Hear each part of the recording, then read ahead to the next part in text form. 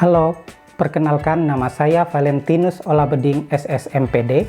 Saya dosen tetap program studi pendidikan bahasa dan sastra Indonesia pada STKIP Persada Khatulistiwa Sintang.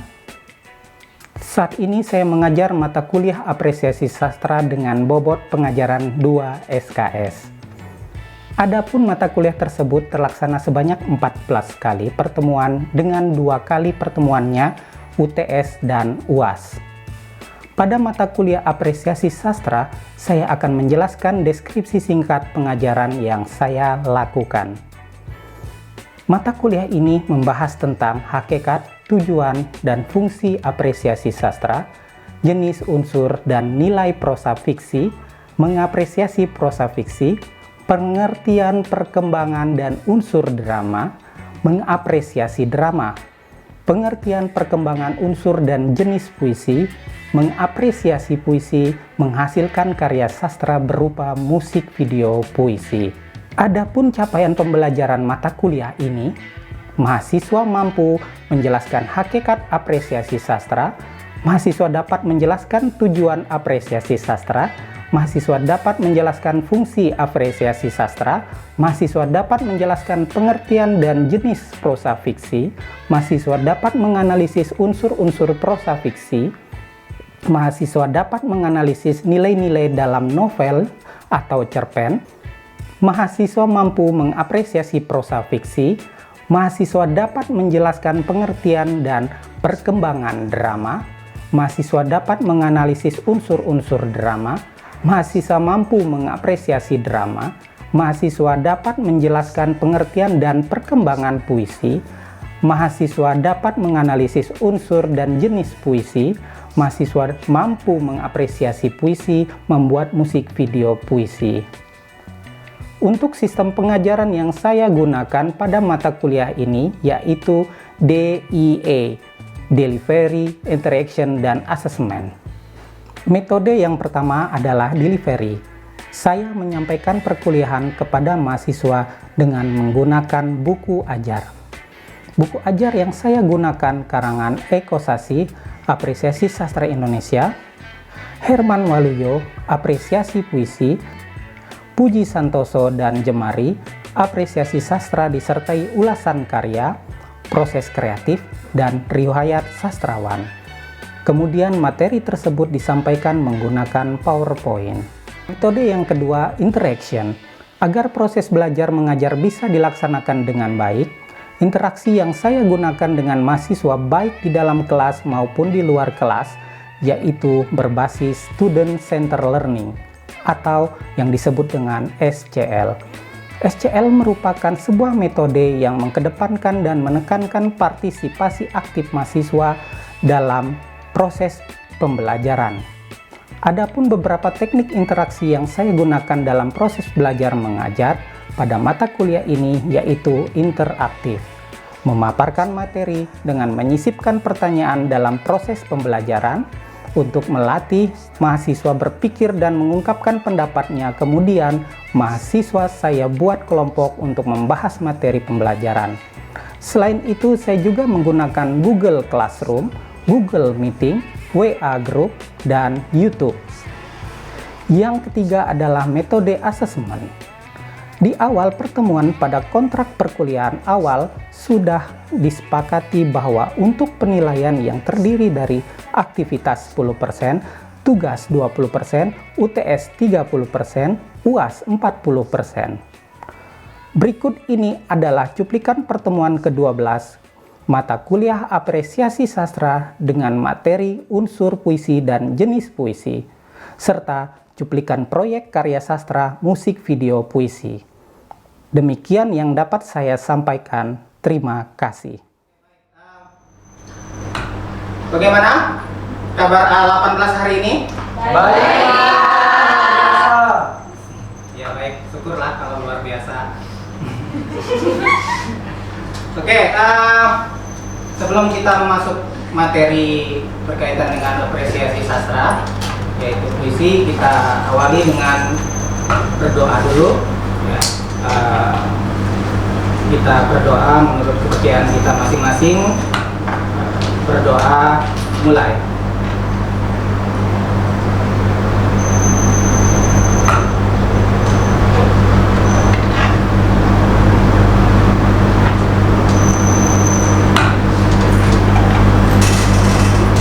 berdoa selesai. Oke, semua masuk hari ini? Masuk. Ya, tidak ada yang tidak masuk ya hari ini.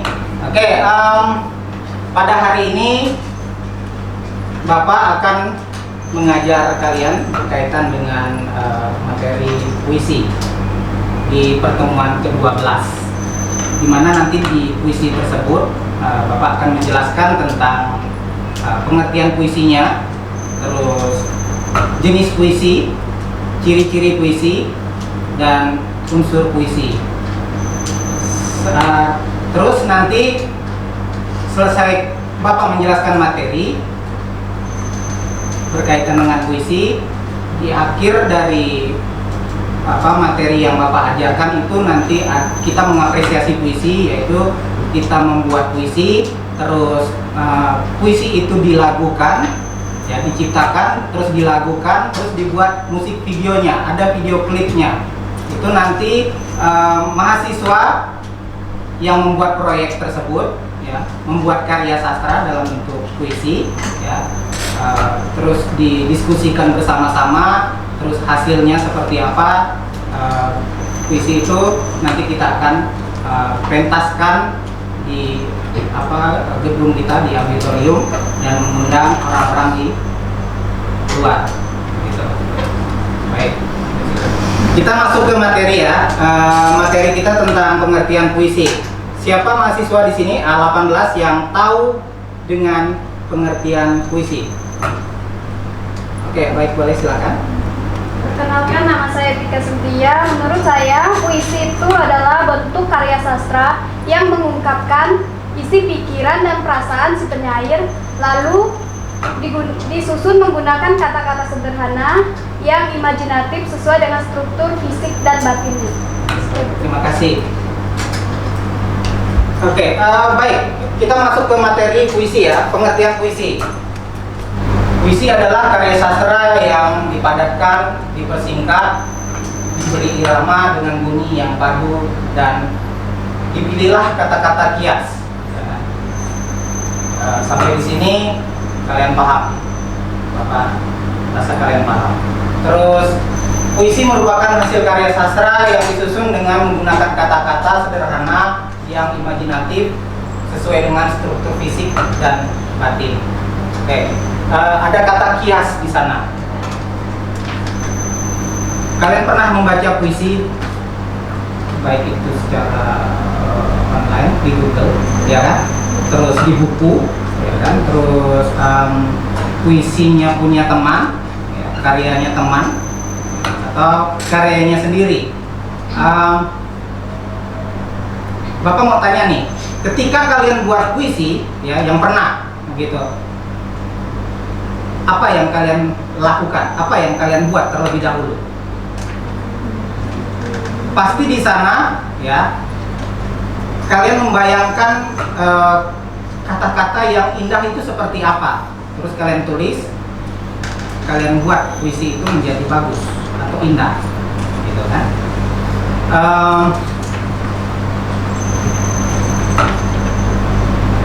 Apa struktur fisik dan batin? Kalau kita membuat puisi, ya kan, pasti dari hati, begitu. Pengalaman yang terjadi sebelum atau yang sedang berlangsung, begitu. Terus kalian mau tuangkan lewat puisi. Terus kalian buat sesuai dengan hati kalian atau batin kalian, gitu. Entah itu lagi sedih, ya kan, atau lagi senang, atau lagi punya utang, atau lagi putus cinta, atau lagi sambung cinta, gitu. Biasanya yang senang-senang itu, ya kan, yang senang-senang itu cepat mengeluarkan kata-kata atau kalimat dalam membuat puisi.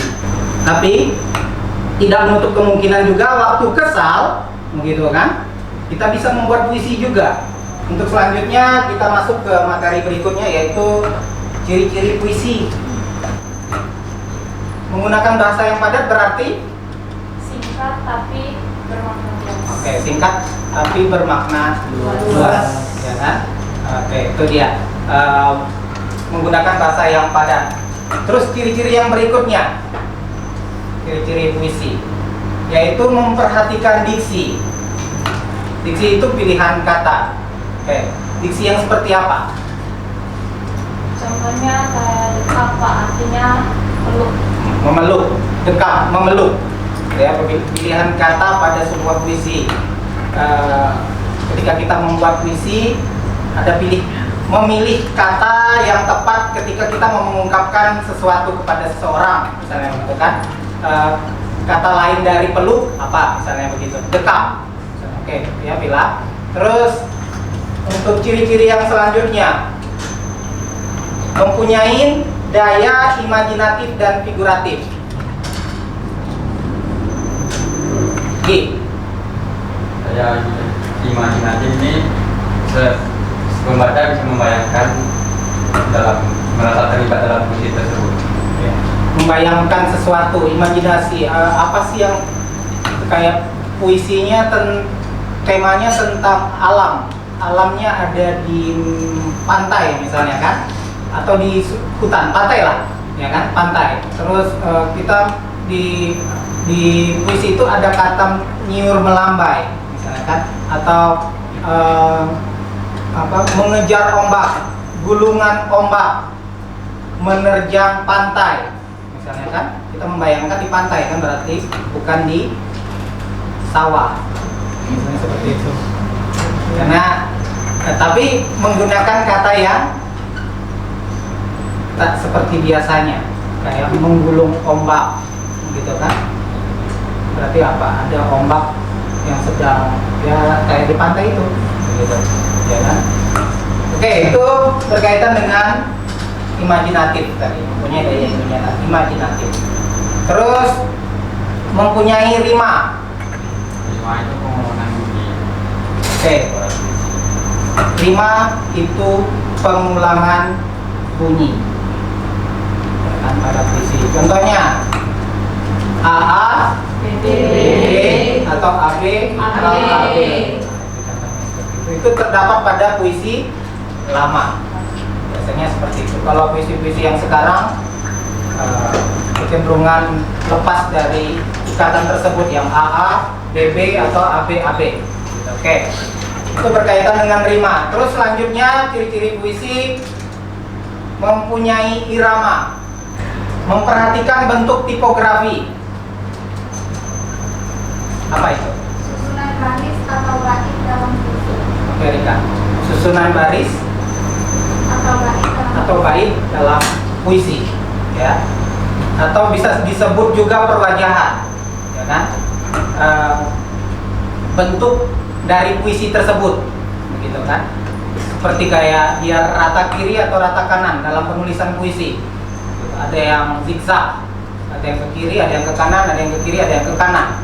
Gitu. Terus ada yang Bapak pernah membaca suatu puisi yang bentuknya seperti love atau cinta, icon atau gambar bentuk love, atau bentuknya panah, pernah Bapak temukan begitu, atau hanya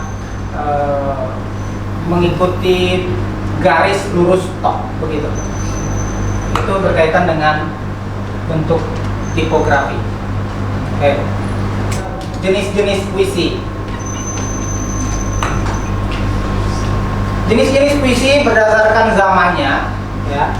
Itu ada mantra, ada pantun, karnina, seloka, gurindam, syair, kalibun. Ya. Dulu waktu kalian SMA mungkin pernah dengar ini. Kayak SMP atau SMA terserah. Terus puisi baru itu ada balada, ode, satir, bukan satire ya. Soneta bukan apa? Roma Irama. Skenia Roma Irama itu soneta grup. Oke, terus ada puisi kontemporer. Puisi kontemporer itu terlepas dari ikatan apapun dari aturan mainnya puisi, gitu ya. Itu dia. Kalau yang puisi lama itu terikat sekali, diikat terus nggak bisa lepas-lepas saking terikat tadi gitu. Oke, berdasarkan isi itu ada puisi naratif, balada, romansa ya. Terus puisi deskriptif itu ada satir juga, kritik sosial, impresionisme. Terus kalau puisi deskriptif itu biasanya banyak puisi yang mengkritik kebijakan pemerintah atau kritik apapun. Ya bisa bilang seperti itu. Nah, itu dia. Terus puisi lirik, elgi, saranada, dan kode. Tuh, kalau unsur pengembangan puisi itu dibagi menjadi dua. Ada unsur fisik, terus ada unsur batin. Terus unsur fisik itu dibagi lagi menjadi 6. Gitu. Itu ada diksi, ada imaji, kata konkret atau konkret atau majas, terus rima, irama, tipografi. Terus unsur batin itu ada tema, terus perasaan, nada, dan amanat. Diksi adalah pilihan kata dalam tulisan yang bisa digunakan untuk menggambarkan suatu cerita atau memberi makna sesuai dengan keinginan penulis. Ya, bukan keinginan pembaca, tapi penulis. Sudah dijelaskan di awal tadi ya, yang katanya. Imaji adalah unsur yang melibatkan penggunaan indera manusia, ya, bukan nama orang. Seperti imaji penglihatan, imaji suara, dan sebagainya. Imaji dapat dibagi menjadi 3, yaitu imaji suara, auditif, imaji penglihatan, visual, dan imaji raba atau sentuh. Kata konkret atau konkret. Kata konkret merupakan kata yang memungkinkan terjadinya imaji. Kata yang konkret bersifat imajinatif sehingga memunculkan imaji. Biasanya berhubungan dengan kata kiasan atau lambang. Oke. Irama. Irama adalah alunan bunyi yang teratur dan berulang-ulang. Irama berfungsi untuk memberi jiwa pada kata-kata dalam sebuah puisi yang bisa membangkitkan emosi tertentu. Tadi kan, kalau dia sedang marah, ungkapkanlah dengan kemarahan. Itu bukan kalau marah kalau dia senang. Kau, misalnya, bajingan. Nah, itu. Terus majas. Majas adalah bahasa kias yang dipergunakan untuk menciptakan kesan tertentu bagi penyimak atau pembaca. Untuk menimbulkan kesan, bahasa yang digunakan berupa perbandingan, pertentangan, perulangan, dan perumpamaan. Ya, itu yang disampaikan Mila tadi ya di awal itu. Majas. Rata-rata kebanyakan puisi, bukan rata-rata, tapi puisi menggunakan majas dalam membuat kata-kata puisinya, gitu ya. Terus tipografi atau perwajahan adalah bentuk puisi yang dipenuhi dengan kata tepi kiri, ya kan, atau kanan, dan tidak memiliki pengaturan baris. Jadi terserah dia seperti apa. Makanya Bapak bilang tadi ada yang lurus membentuk panah tadi, atau segitiga, bulat, ada juga seperti itu.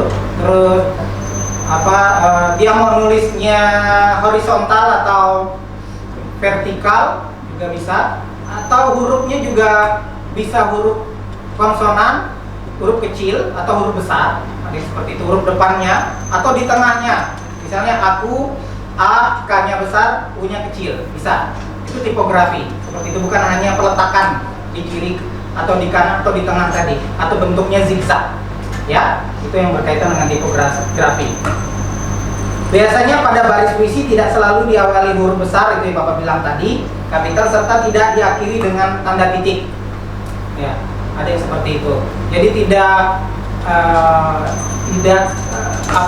EYD, ejaan yang disempurnakan, gitu. Tidak mengikuti ejaan yang disempurnakan itu tadi. Jadi kalau dia mau titik dua, seperti itu ada puisi yang seperti itu. Itu, ya. Berkaitan dengan unsur pembangun puisi. Selanjutnya unsur batin puisi. Tadi kan ada unsur pertama tadi unsur fisik ya. Terus yang kedua adalah unsur batin puisi.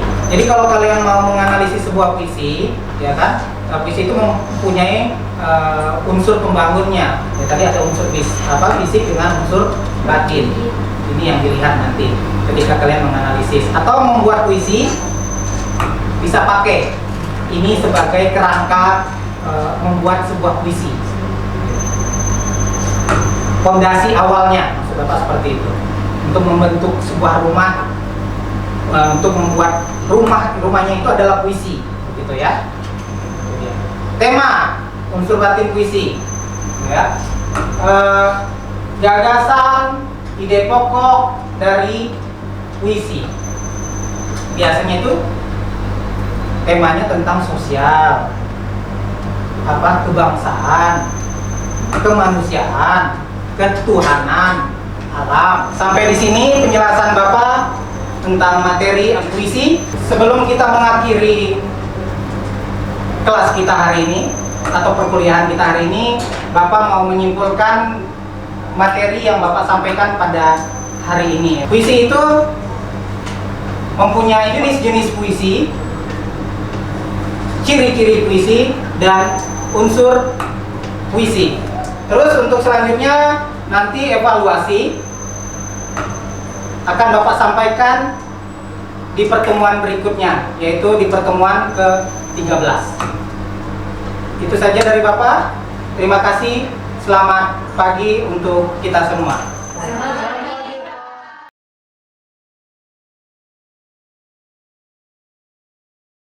Jadi gimana lah ya? Pusing nggak senar pala mikirnya? Kira ada nggak Dun?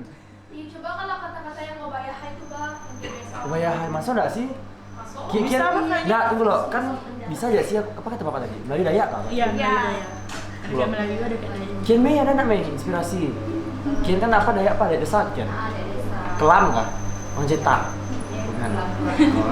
Nama kelam, sebelah apa lah? Boleh apa? Coba kalau tentang cowok-cowok gitu, biasa kan kalau cowok-cowok itu kan biasa disebut dalam bahasa kampung itu kan bujang kan. Nah, masa enggak sih?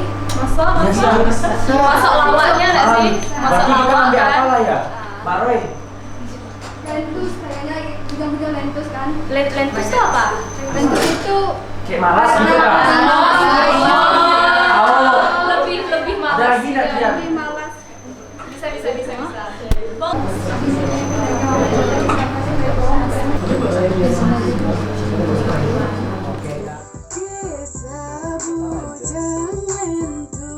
Gugup dia.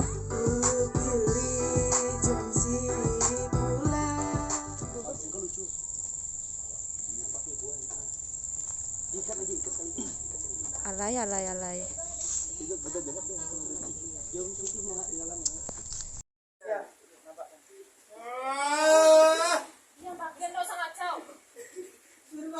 Pegang.